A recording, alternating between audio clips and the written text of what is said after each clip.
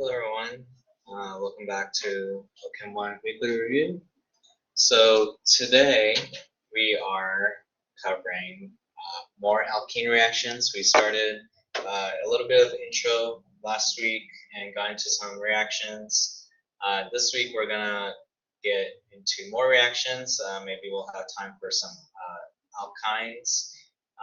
And then next week, the week we come back from break, December 7th. Sorry, not December 7th, but it should be December 2nd. No, December 1st. Sorry, I have this completely mixed.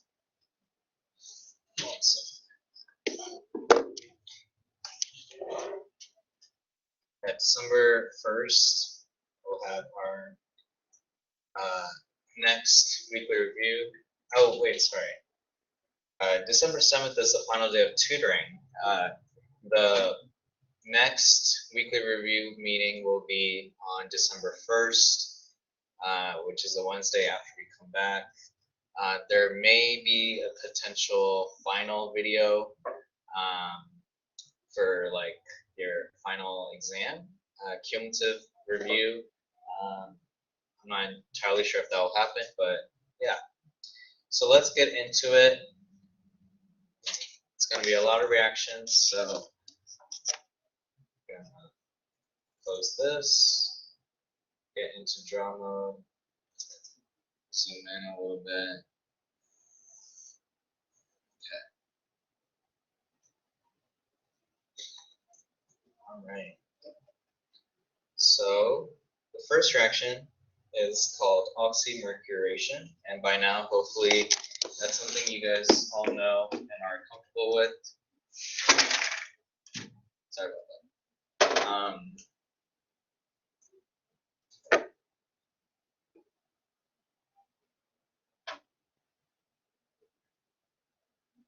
that. So number 6, oxymercuration. Okay, has the word mercury in it. So we're going to use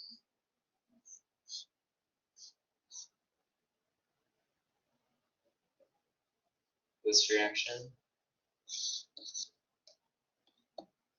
HGOAC2 and water. And then at the bottom, you're going to have NaBH4. Okay.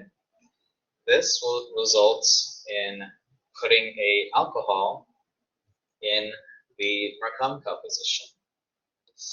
So anytime you're dealing with water, you're always going to have some type of alcohol.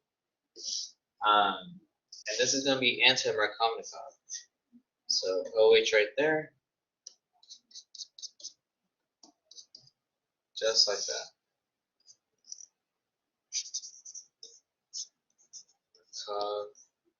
Okay, and then this is going to be anti-addition. Okay. So this is a very common one, something you definitely want to know. There is a mechanism involved with mercury. It forms a little triangle, and then this reduces one side. The water comes and attacks to form this, and the other side gets reduced into a hydrogen. You shouldn't need to know the mechanism, but it never hurts to know for any of these. Next up, we have hydroboration. So similar to the one we just did before, except this time it's going to be anti-Markov. So it's called hydroboration. You have this, and you have boron with 3 hydrogens, and THF, which is a solvent. You have a base, and you have water. Okay, so sometimes this can also be H2O2. Same thing.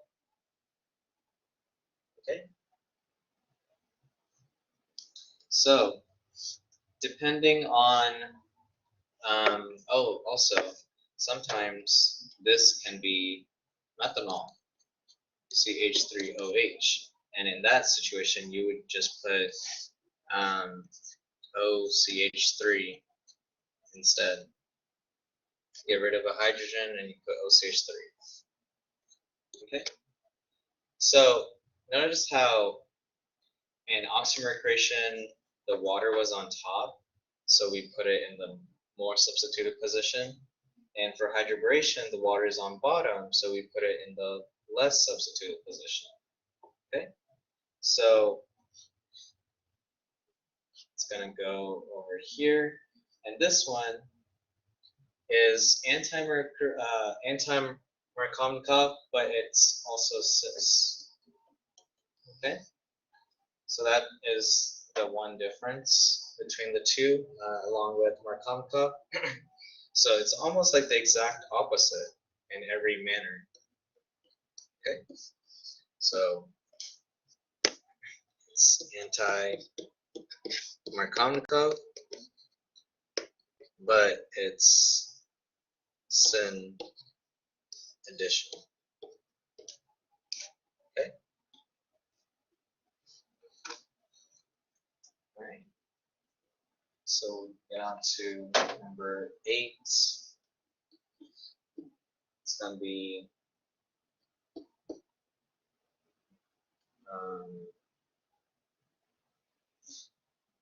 oxide. So this is formation of epox. Actually, before we get into that, I wanted to talk about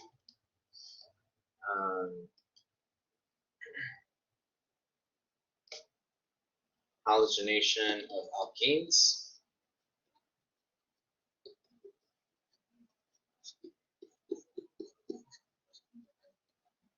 Okay, so you have this right here, and you'll have some X2, which is a halogen, and you'll get, so if you have nothing here, that means you're going to have 2 of each, and it's going to be anti-addition. So you're going to have a dash X and a wedge X. So again, it's going to be anti-addition. But notice how we added on both sides. Okay, that is important. So likewise, we have a similar one. This is called halohydrin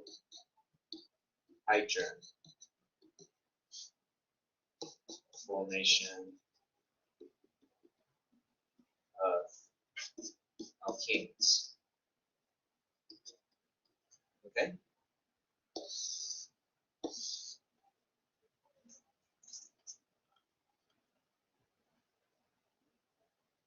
So the difference is water. That's where the hydrogen is coming from. So we'll have X2, but we'll also have water. And as you guys know, water is more important. Alcohol is more important. So it's going to get the Markovnikov side, and your halogen is going to get that side. Okay? So this is going to be anti-addition.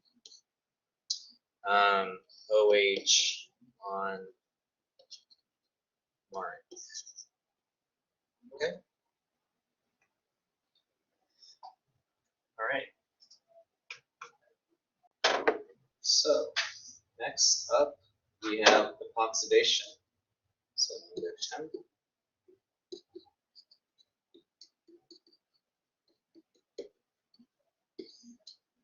So, we again have this. Now, the reagent for this is called MCPBA. Okay? So, this is known as a peroxy acid. Peroxy acid. Okay, and peroxy acid can be written as MCPBA. It can be written as any RCO3H combination, or it can be drawn out as RC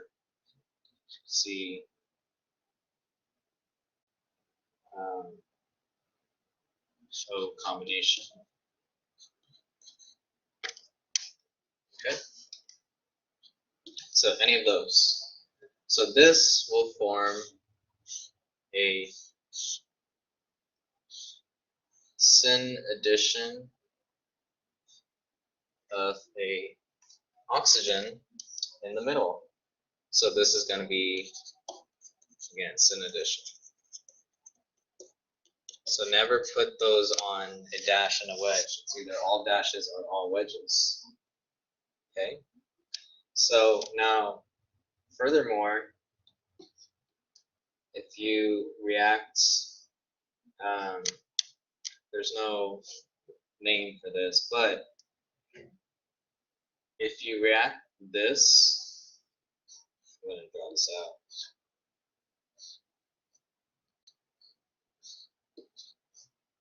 With water, or acidic water, H plus H2O, you're going to get anti-addition of alcohols. Okay. Anti-addition. Okay.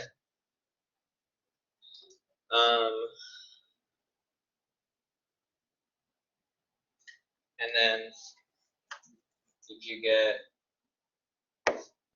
you react it with methanol, you're going to get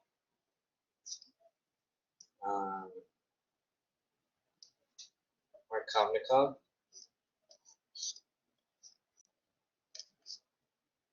because it's a weak acid, but it's still going to be anti-addition.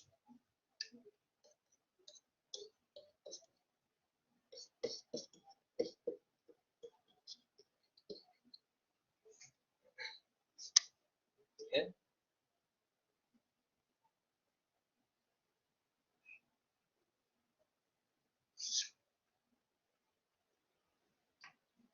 All right.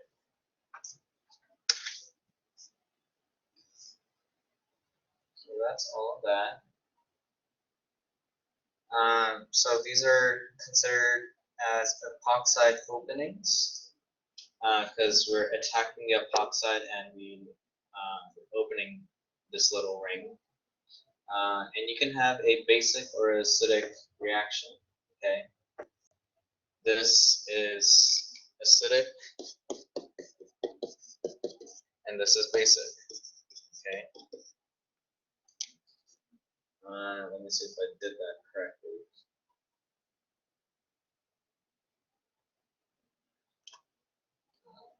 Ignore that.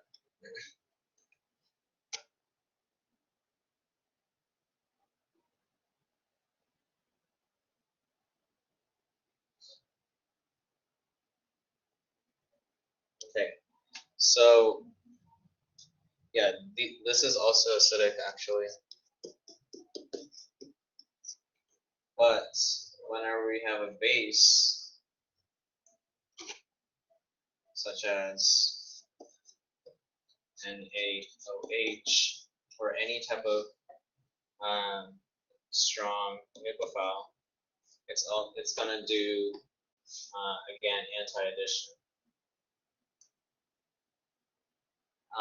But that's not the most important part. The most important part is it's going to attack the less substituted side. So this will attack Markovnikov side, Markovnikov, and this will be anti-Markovnikov. Okay, and again anti-addition, and it's going to be basic. Okay. So in this case, it doesn't really matter because they're both alcohols that we're adding. so it's kind of hard to tell.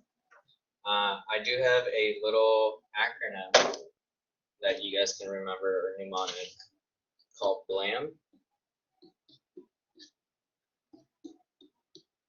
So this B stands for basic, L stands for least, A stands for acidic, and M stands for most. Okay.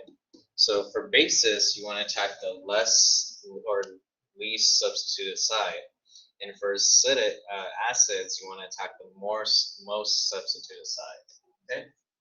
So, and then for reference, we'll talk about this later. Grignards are bases. Okay. And then anything with H plus will automatically also tell you it's acidic. Okay. So don't forget that. Okay. So now we're going to talk about. Sorry, let me pull it up.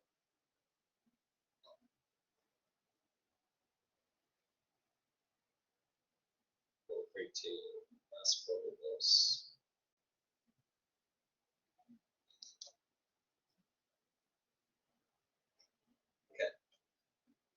Okay. So we have 4 reactions known as cleavages. Okay. So we're gonna reference this for all 4 of these. Okay. So the first one.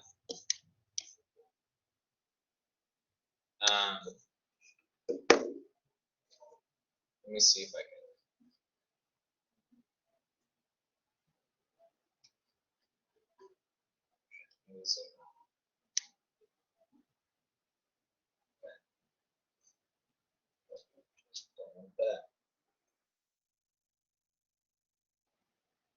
Okay, so for the first one, it's going to be in blue. So this is going to be known as weak. Okay, and this is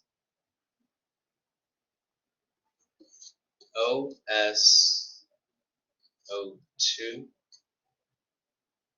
And sometimes there is H2O2, so I'll also write that, H2O2. So if you see this, or if you see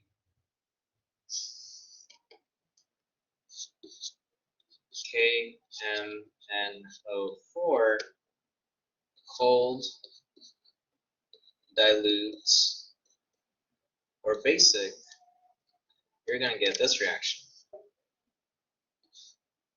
Draw your pentagon, cyclopentane with your methyl group, and instead of breaking that double bond, you're going to add syn addition alcohols. Okay, so for both of these, you're going to get syn di-all.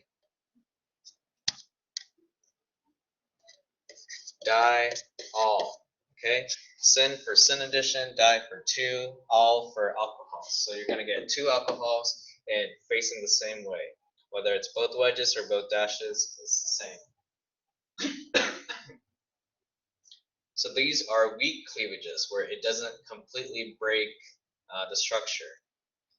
There are also strong cleavages. First one is going to be, again, KMNO4, but the difference now is it's going to be hot, concentrated, and or acidic. Okay, so these are obviously strong. Okay, and here it's going to break open this ring.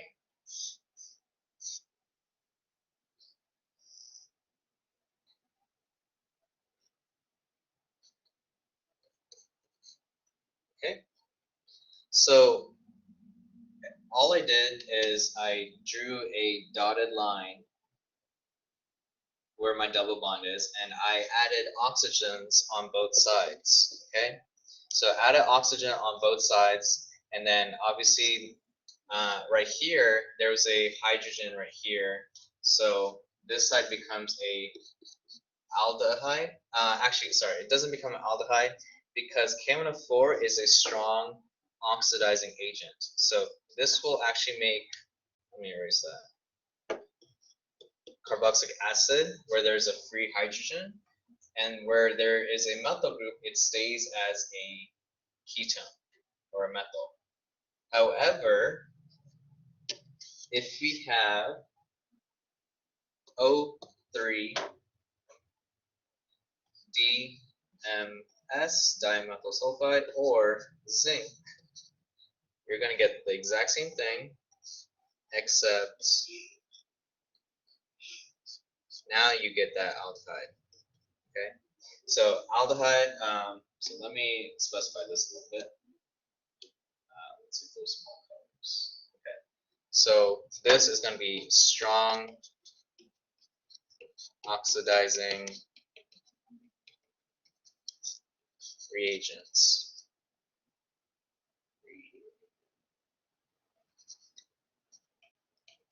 Okay, I don't know how to spell that correct. And then this is going to be a weak oxidizing reagents. Okay, so you are going to learn about strong and weak oxidizing agents as well as strong and weak reducing agents. Okay, oxidizing agents will, add oxygens and turn alcohols into carbonyls, turn double bonds into carbonyls. Reducing agents will reduce that double bond, turn carbonyls into alcohols, and we'll get into all that when we get into chapter 10 and 11 for the alcohols unit. Okay? All right. So now, let's see. Okay. There are 3 more reactions for alkenes, and then we're done. Okay. Let's see what number. So I guess it's technically 11. So number 11, this is called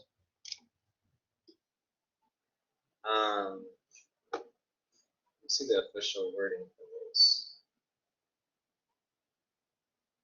I think there's different names for these.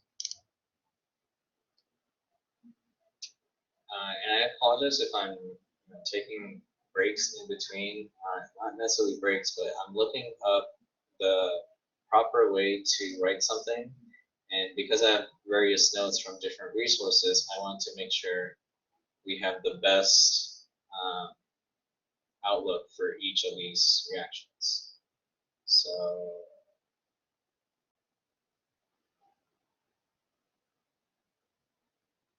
okay, never mind, I can't find it. So we're just going to go with the name I'm giving. So the first one is called cyclopropionation of alkenes.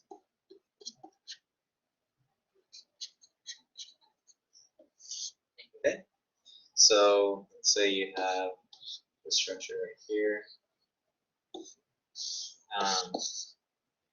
and then your reagent is going to be CH2 and going to be X2, all reacting with zinc copper.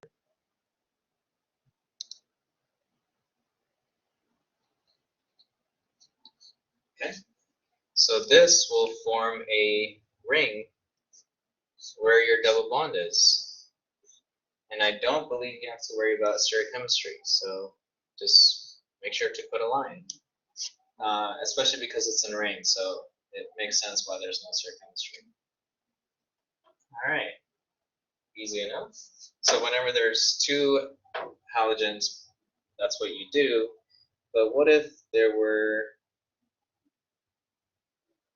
so same conditions, but this time So same name, but this time it's known as halogenation. Okay, so we're going to have the same structure, and the difference now is this is now under a basic conditions. So instead of zinc conditions, now we have a strong base. For example, NaOH. Okay, if this is the case, we're going to get our triangle again, but now we're going to get um, an X. Okay, so exact same thing, but now we have CHX3 again with basic conditions. So let me just say basic conditions. Basic conditions. Okay, it could be any base, it doesn't have to be NaOH. So if we added an extra halogen, that means we're going to add a extra halogens here. Okay, so that's the difference between the three of these. Okay, I can't zoom out any further than that, but yeah. So if it's 2, you make the ring, but if it's zinc, copper, you don't add halogens. If you have basic conditions, depending on how many halogens you have, if it's 2, then you do 1. If it's 3, then you do 2. Okay. I'm not sure if that's confusing to you guys, but knowing the mechanism will definitely help. You don't have to worry about stereochemistry or regiochemistry, which is like the Markov, anti-Markov. Anytime you're adding both carbon, you're attaching on both sides. You don't have to worry about Markov or anti-Markov, unless like those few exceptions I showed you with alcohol. Okay, so that should do it with our alkene reactions. Looks like we only had 13, except all these 4 also, so I guess 17. And yeah, so I'm gonna slowly scroll back and forth. If you guys want to look at everything, take a screenshot. So there's 6, 7, 8. 6 and 7 is something that goes hand in hand that you want to remember. Because there's a lot of reactions, your goal is to group these reactions and learn it that way. You have your halogenation of alkenes. We learned about X2, where it adds both, and we learned about X2 with H2O, where alcohol takes priority and X goes on the other side. We learned about epoxidations, where with MCPBA, we form that ring with syn addition of oxygen. The same condition, now we are reacting with 3 different ways. Acidic water will add anti-addition alcohols. Methanol will do anti-addition with methanol, OCH3 on the Markov side. Basic conditions will add the alcohol on the less substituted side of the anti-Markov. Acidic conditions will add it to the most substituted position, the Markov side. And then we learn about our 4 cleavages. So we learned about weak cleavage and a strong cleavage. So for weak cleavage, they have the same products. And then for strong, we have different products depending on the strength of the oxidizing reagents. If it's KMNO4, it's going to be carboxylic acid. If it's ozonolysis, it's going to be aldehyde. If there's a hydrogen, if there's a methyl, you leave it as it is. Okay, and then we learn about the rings using these reactions. All right. Okay. So let's me see how much. Okay.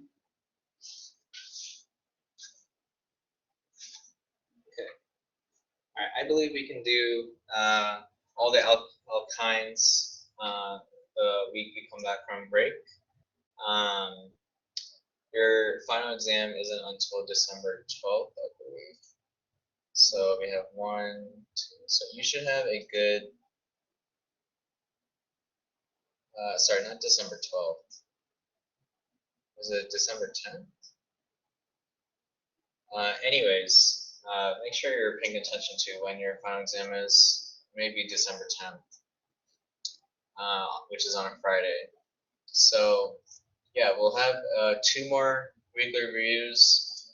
Next week we'll do alkynes, and the week after that we will do a final review of Unit 3 as well as the final exam, or of Unit 1 and Unit 2. Okay?